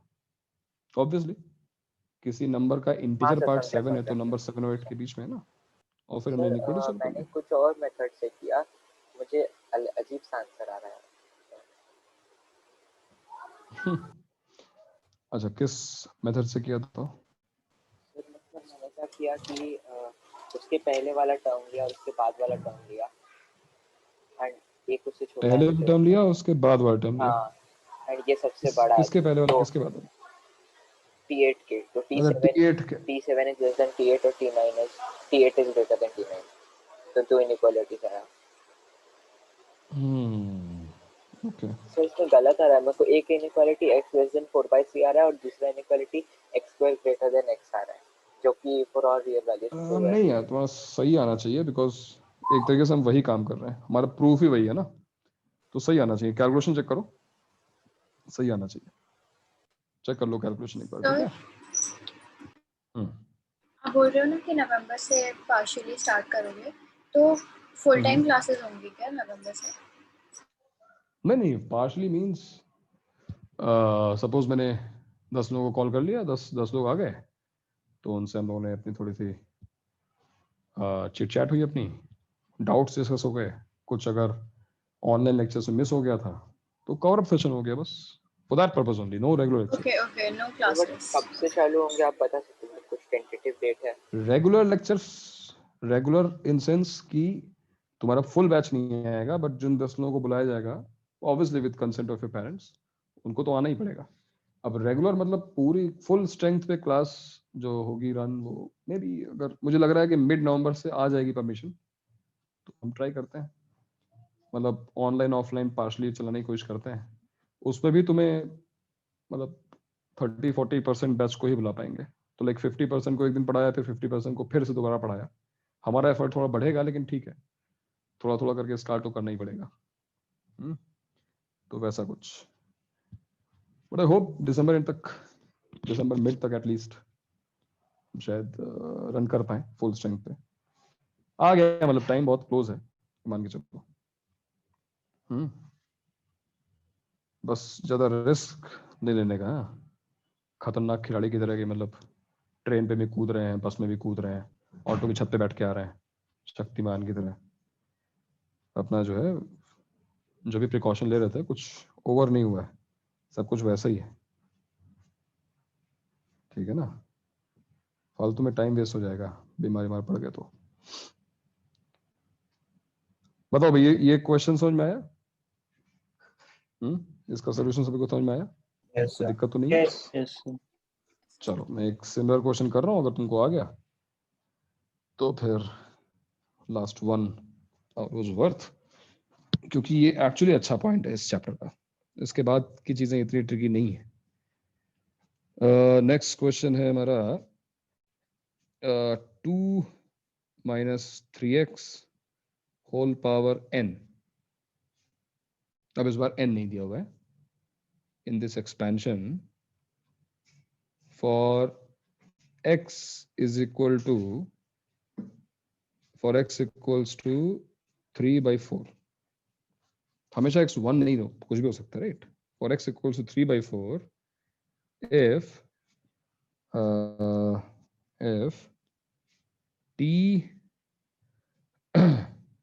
t9 is numerically greatest term, then find possible values of n। n obviously एक natural number होगा। So this is a similar question what you have recently solved, right? बस यार इसमें 2 केसेस बनाने पड़ेंगे ना। हाँ, तो अभी उस पे आते हैं। But the first thing you have to do, you should do, is to find the value of m. Let's find the value of m first. It is n plus 1 upon 1 plus mod over a by b. What is a by b? 2 by minus ignore कर दो, mod लगा हुआ है, 3x that is 9 by 8। सही है ना? तो क्या आ गया कैलकुलेट करने के बाद? 9 इंटू n प्लस 25। क्यों भाई, कैलकुलेशन सही है ना? Yes sir. हाँ, अभी कौन बता था? राधिका? राधिका क्या बोल रही थी? यस सर, मैं कह रही थी कि इसमें 2 केसेस हो सकते हैं, m इंटीजर भी हो सकता है, नॉन इंटीजर। यस। अब लास्ट क्वेश्चन की तरह है, यहाँ पे देखो ओनली वर्ड यूज नहीं किया मैंने। यहाँ पे ओनली यूज था, यहाँ पे कुछ ओनली नहीं लिखा हुआ है। So both cases are possible. I can not say m can not be integer, m can be an integer. तो अगर मैं केवल आइडिया लगाएं, 18 to 2 में होगा। हाँ सर, हाँ सर डिनोमिनेटर में वही 17 आना चाहिए। अच्छा वही तो पूछा था, कैलकुलेशन सही है। 3 और 2 into क्या था? 4 3/4 9 by, हाँ 2 into 4 है सब में, मतलब डबल मल्टीप्लाई कर दिया तो ये 4 हो गया और यहाँ पे 13 आ गया। ठीक है, अब ठीक है, अब ठीक है। तो केवल एक आइडिया लेने के लिए, एक केस में तो ये होती है ना हमारी टर्म, ग्रेटेस्ट टर्म, तो T G I F M plus 1 अगर इक्वल्स टू T9 की जाए तो this sir implies G I F 9 by 17 हो। सर वो 2 17 into होगा 4 सर। था, वो 17 आएगा नीचे। हाँ सर। एक मिनट रुको, 8 by 9 क्या लिखा होगा। हुआ है? 2/2 अपॉन 3x, तो 9/4 हुआ हाँ ना? सर, 8 9/4 होगा। तो 8/9 आया। अच्छा 17 है ये, चलो ठीक है, वही काम नहीं कर रहा है आज। अब ठीक है, 8 + 9 17। अब ठीक है, यस सर। अब ओके, पहले 16, अच्छा 8 16 मैंने 8 कर दिया उसको। हाँ ठीक है। अब बताओ जी आई एफ एम की वैल्यू क्या आ रही है? 8 आ रही है ना? इसका मतलब क्या हुआ? This implies m lies between 8 and 9, है कि नहीं? m जो है वो 8 और 9 के बीच में है। सर कोई तो वेटिंग रूम में।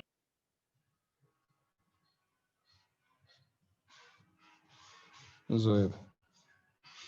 So m lies between 8 and 9. m lies between 8 and 9. Question ये है यहाँ पर, अभी रुको, इनइक्वालिटी सॉल्व करने से पहले रुको और बताओ मुझे कि इक्वालिटी इस बार आएगी या नहीं आएगी? क्या m 8 के इक्वल हो सकता है? Yes sir. Yes sir. हाँ सर। तो जो लोग रिस्पॉन्ड नहीं कर रहे हैं, मैं कह रहा हूं m को 8 रख के चेक करो। What if m equals to 8? m equals to 8 पर क्या होगा? केस 2 में आओगे तुम, where m is an integer. And which term is the greatest term? T8 and T9. दिया हुआ है ना T9, है ना? इसका मतलब m equals to 8 is acceptable. What about 9? 9 पे इक्वलिटी आएगी नहीं आएगी? नहीं आएगी। What about नहीं आएगी। 9 पे नहीं। आ सकती सर, तो 9 और क्यों 10 नहीं आएगी 9 पर? फिर बट आ सकती है ना, 9 और 10 होगा, 9 तो क्यों हमें नहीं दिया आएगी? था ना। 9 पे क्यों नहीं आएगी? तुमने क्यों बोला नहीं आएगी? मैं समझा नहीं भाई। 8 के लिए T8 और T9 होगी, 9 के लिए T9 और T10 होगी। तो T9 तो दोनों में आ रहा है ना? आ रहा है ना T9? Yes sir. तो अगर 8 इंक्लूड हो रहा है तो 9 भी तो इंक्लूड होना चाहिए, करेक्ट? तो इसका मतलब दोनों में इक्वलिटी आएगी। ध्यान से, कोई जल्दबाजी नहीं, हम रख के चेक कर रहे हैं, दोनों में इक्वलिटी आएगी इस बार। अब यहां पर काम ज्यादा नहीं बचा हुआ है, बस m की वैल्यू यहां पे सब्स्टिट्यूट करो। 8 लेस देन और equal to 9 times n+1 by 17 less than और इक्वल टू 9। इस इनइक्वालिटी को सॉल्व करो, बताओ n के लिए क्या क्या वैल्यूज आ रही हैं। दोनों को सॉल्व करो अप्रोक्सीमेटली, अगर नहीं हो रहा तो 14.1 less than less than equal to sir एक डाउट है, and left side 14.1. 14 point something to 16 ये आ रहा है ना? So, yes, sir. Okay. And Sir, remember n is a एक- natural number. सर एक डाउट है अच्छा, क्या डाउट है? सर, 8 नहीं होना चाहिए ना, क्योंकि फिर n नेचुरल नहीं रहेगा सर। क्योंकि क्यों? सर अगर m 8 हो जाएगा तो 8 फिर n नेचुरल कैसे होएगा? मतलब सर क्योंकि 8 नेचुरल तो रहेगा m नहीं। अगर सर अगर m 8 हुआ तो फिर n नेचुरल पॉसिबल। m अगर 8 रहा तो n नेचुरल, ये कहां से आ रहा है? सर वो बोल रहा होगा इंटीजर नहीं रहेगा। Integer. हाँ अरे हाँ सॉरी। GIF m 8 है, m नहीं 8 है, ठीक है? हाँ सर वो गलती m हो गई। की वैल्यू कोई नहीं। ओके, तो इसका मतलब क्या हुआ? सो n बिलोंग्स टू, n की वैल्यू क्या क्या हो सकती है? क्योंकि n को कोई रेंज नहीं आएगी, n is a natural number, integer होना चाहिए ना। तो 14 पॉइंट समथिंग टू 16 इंटीजर्स क्या क्या आ रहे हैं? 15 15 and 16. as well as 16। दो आंसर्स हैं भाई, 15 भी एक आंसर है और 16 भी एक आंसर है। बात समझ आई? तो ऐसे क्वेश्चन एडवांस, तो मैं फिर कहूंगा एडवांस में नहीं आने चाहिए। मेन के जो अच्छे क्वेश्चंस होंगे उसमें ऐसे क्वेश्चन आ सकते हैं, ठीक है? नोट कर लो। सर 14 क्यों नहीं आया इसमें? क्या नहीं है? सर 14 क्यों नहीं आया फाइनल आंसर में? तो थीसिस का वाला देख 14 point something to 16 number line पर 14 ऑलरेडी मिस हो चुका है ना। 14 पॉइंट समथिंग से 16।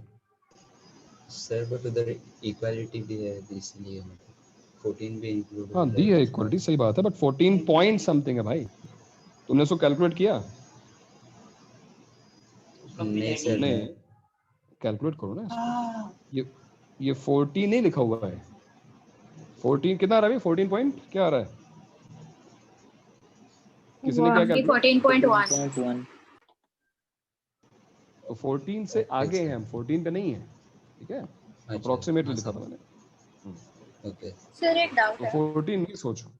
हाँ, इसमें आपने दोनों केसेस कंबाइन करके एक ही केस में ले लिया ना? यस। Okay sir. तुम वेरीफाई कर सकते हो, देखो ना, अगर तुम n को रखोगे 16, n को 16 ऐप रख के देखो 16 क्या हो रहा है? 16 + 1 17 cancel, m equals to 9। m equals to अगर 9 आता है तो कौन सी टर्म ग्रेटेस्ट होगी? T9 as well as T10। आ रहा है T9, ठीक तो है, ठीक है। वेरीफाई करना बहुत इजी है, अपना आंसर तुरंत वेरीफाई कर सकते हो। बस ये ध्यान रखना कि हमने इक्वलिटी कैसे रखने के लिए कोई थियरी नहीं बताई, मैंने कोई बहुत बड़ा फॉर्मूला नहीं बताया। मैंने बस ये कहा कि तुम जस्टिफाई करो इक्वलिटी आनी चाहिए कि नहीं आनी चाहिए। m इक्वल्स टू 9 पर कौन सी टर्म ग्रेटेस्ट होगी? 2 टर्म्स होंगी, क्या उन दो में एक T9 होगी? यस होगी, तो इक्वलिटी लगा दो, दोनों में इक्वलिटी लगा सकते हैं। Fine, clear? कर लोगे ऐसे questions? Yes sir. Yes sir. Yes sir. एक क्वेश्चन और ट्राई करते हैं। Next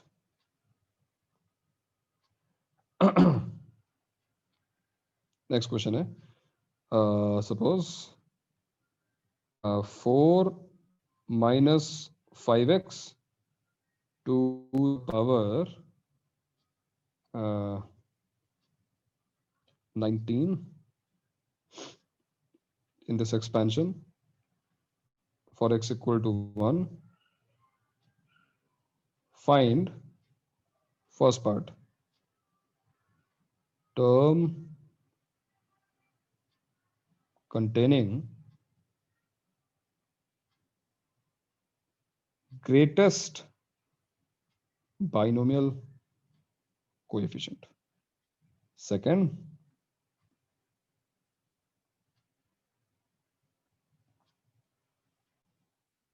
numerically greatest term. Third, algebraically greatest term. Fourth, algebraically least term. ये लास्ट टू मैंने क्या लिखे हैं? algebraically,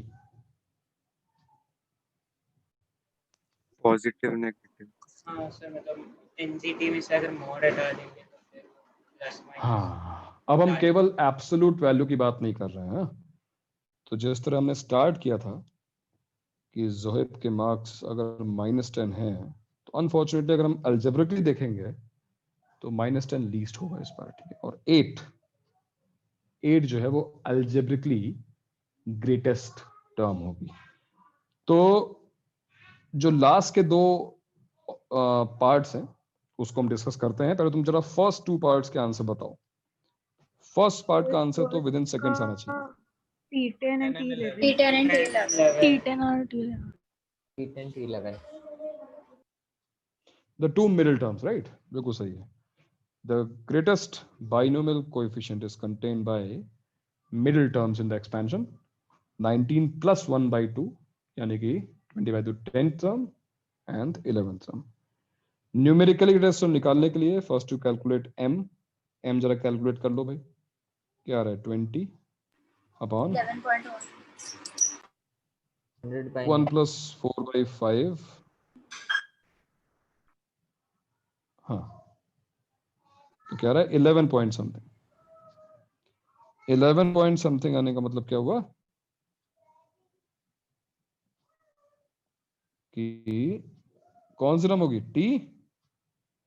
T12. T12 is the numerically greatest term. Now what about the last 2 parts? What is happening here? क्या हो रहा है? क्या हो रहा है यहाँ पे? और देखते हैं। यहाँ पे definitely sir T12 algebraically least रहेगा। रीजन?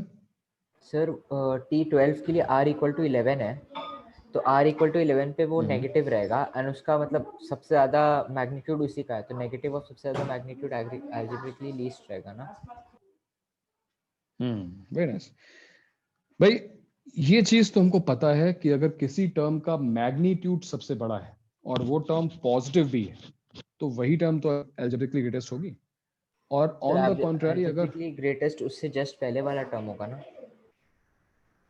या फिर उसके बाद वाला भी हो सकता क्या है। उससे वाला बाद वाला भी हो सकता वाला, दोनों में से एक है ना? T11 चेक करें। हाँ हाँ, तो सबसे पहले जो न्यूमेरिकली ग्रेटेस्ट टर्म निकली है, सभी लोग न्यूमेरिकली ग्रेटेस्ट टर्म का केवल साइन चेक करो, वैल्यू नहीं, केवल साइन चेक करके मुझे बताओ कि वो पॉजिटिव आ रही है कि नेगेटिव आ रही है। T12 क्या आएगी? T12 देखो, T12 आएगी नेगेटिव आ रही है। 19C11। हाँ 19C11 4 4 to the power 8 और -5 to the power 11। क्लियर सी बात है कि ये टर्म नेगेटिव है। Now this term is negative and it has the largest magnitude, so the same term should be algebraically least term. Understood? इसका answer भी T12 हो गया। बात समझ में आ गई? अब तुमने अगर नोटिस किया हो, ये चीज हम पहले ही डिस्कस कर चुके हैं कि टर्म्स का मैग्नीट्यूड बढ़ता है, ग्रेटेस्ट होता है और फिर घटता है।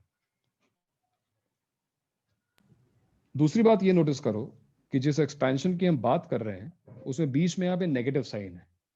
बीच में नेगेटिव का क्या होता है कि फर्स्ट टर्म पॉजिटिव होगी, नेक्स्ट टर्म नेगेटिव होगी, फिर पॉजिटिव होगी, फिर नेगेटिव होगी एंड सो ऑन टू। अगर ये टर्म नेगेटिव है, T12 नेगेटिव है, हमने चेक कर लिया, तो उसके बाद की टर्म पॉजिटिव होगी और उसकी प्रीवियस टर्म भी पॉजिटिव होगी।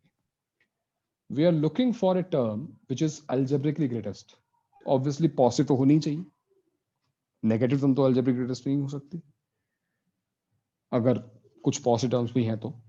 और उन पॉजिटिव टर्म्स में जिसका मैग्नीट्यूड सबसे बड़ा होगा वही हमारा आंसर है। तो डेफिनेटली ये हम कंक्लूड कर सकते हैं कि या तो आंसर T13 है या फिर वो आंसर T11 है। रीजन बहुत क्लियर सा है, सॉर्टिंग है। सबसे बड़ी टर्म जो है उसके नेबरहुड वाली टर्म्स ही नेक्स्ट नंबर पे आएंगी मैग्नीट्यूड में, और साइन तो उनका पॉजिटिव है ही। रेशियो ले लेंगे फिर तो हाँ, एल्जेब्रिकली ग्रेटेस्ट टर्म निकालने के लिए हमको ये तो पता है कि T11 है या फिर T13 है, but right now we are not sure. दोनों आंसर्स नहीं है, कोई एक ही होगा। अब T11 है या T13 है, जैसे मैंने कहा था कि टर्म की वैल्यू निकालने के बजाय उनका रेशियो निकालना प्रेफर करो, क्योंकि वो कैलकुलेशन बहुत इजी होगी। तो तुरंत कैलकुलेट करो T11 और T13 का रेशियो और बताओ कि कौन सी टर्म का मैग्नीट्यूड लार्जेस्ट है।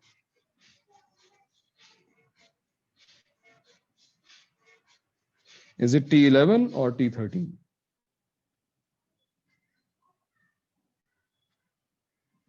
T11 मतलब क्या हो गया? 19C10 19C10 into 4 power 9 minus 5 power 10। और T13 क्या होगा? 19C12 4 power 7 minus 5 power 12। ठीक है, जरा कैलकुलेट कर लो उसको। देखो थोड़ी सी कैलकुलेशन जरूर है, अपने आप करो, अच्छा रहेगा। अपने आप करो उसको। 19 factorial divided by 9 factorial 10 factorial, यहाँ पे 19 फैक्टोरियल डिनोमिनेटर। T11 बड़ा है सर। अच्छा, मतलब ये वैल्यू 1 से बड़ी आ रही है तुम्हारे हिसाब से ना? हाँ सर, 264/225 आ रहा है। ओके, चलो भाई सभी लोग जरा कैलकुलेट कर लो और देखो, क्योंकि ये कैलकुलेशंस खुद करनी चाहिए, इतना तुम्हें खुद करना पड़ेगा ना। ये देखो 7 फैक्टोरियल 9 फैक्टोरियल कैंसिल आउट होगा तो डिनोमिनेटर में आएगा 9 into 8 25 तो है। 10 फैक्टोरियल 12 फैक्टोरियल तो न्यूमरेटर में आएगा 12 into 11 into 16 है। अब ये जो बचा है देखो 8 2 हो गया, 3 से भी कर लो 3 हो गया, तो ये तुम्हारा आ रहा है 88 डिवाइड बाय 75। तो ये जो भी हो 1 से बड़ा है, और अगर ये 1 से बड़ा है this implies T11 is greater than T13, hence T11 is algebraically greatest term. Answer is T11.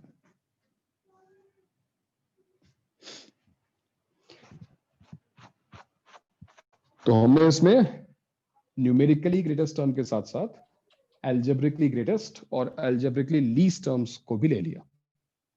हम सब कुछ कर सकते हैं क्योंकि ये पैटर्न बहुत अच्छा है। इंक्रीज होता है मैग्नीट्यूड, फिर डिक्रीज होता है मैग्नीट्यूड। तो हम किसी भी बाइनोमियल एक्सपेंशन में किसी भी तरीके की लार्जेस्ट या मिनिमम टर्म निकाल सकते हैं, मिनिमम वैल्यूएबल टर्म निकाल सकते हैं, चाहे वो साइन पे बेस्ड हो, चाहे वो मैग्नीट्यूड पे बेस्ड हो, क्योंकि एक बहुत अच्छा पैटर्न यहाँ बनता है, सॉर्टेड है टर्म्स ऑलरेडी, है ना। That's it. तो ये हमने जो पार्ट आज किया है, इस पर मैं कुछ क्वेश्चंस भेजूंगा, 4-5 क्वेश्चंस मैं भेजूंगा। उसके अलावा बुकलेट में तुम्हारे पास जो एक्सरसाइज होती है CAE जो भी होती है अंदर एक्सरसाइज बुकलेट में, वो सॉल्व करना। मतलब इस पर मेरे ख्याल से 10-15 क्वेश्चन करने जरूरी है ना, 10-15 क्वेश्चन इस पे होने चाहिए। एक दो क्वेश्चंस तुम्हें पुराने असाइनमेंट में मिल जाएंगे जो तुमने अभी किया था सॉल्व होमवर्क में, जिसमें कुछ 100-200 प्रॉब्लम्स थी ना, उसमें भी इसके क्वेश्चंस होंगे, न्यूमेरिकली ग्रेटेस्ट टर्म निकालने वाले। कुछ लोगों ने डाउट्स भेजे भी थे मुझे, मैंने कहा था रुक जाओ, एक क्वेश्चन था बीच में ना। हाँ, तो उस टाइप के क्वेश्चन तुम करना। हाँ, क्या बोले थे सर? सीक्वेंस एंड सीरीज के लिए कहाँ से करें? सीक्वेंस एंड सीरीज बुकलेट बहुत है, बुकलेट कर लो, असाइनमेंट्स मैंने भेजे ही हुए हैं, एक्स्ट्रा कुछ बहुत कुछ मटेरियल है तो पास ऑलरेडी, उनको रिवाइज कर लो। Okay sir. ठीक है, एडवांस मतलब इतना भी डिफिकल्ट नहीं आएगा कि तुम परेशान हो जाओ, सर लेवल 2 थोड़ा बहुत। तो चलेगा सर मतलब कौन सा हाँ, लेवल? लेवल 2 तो बहुत अच्छा है। कौन सा लेवल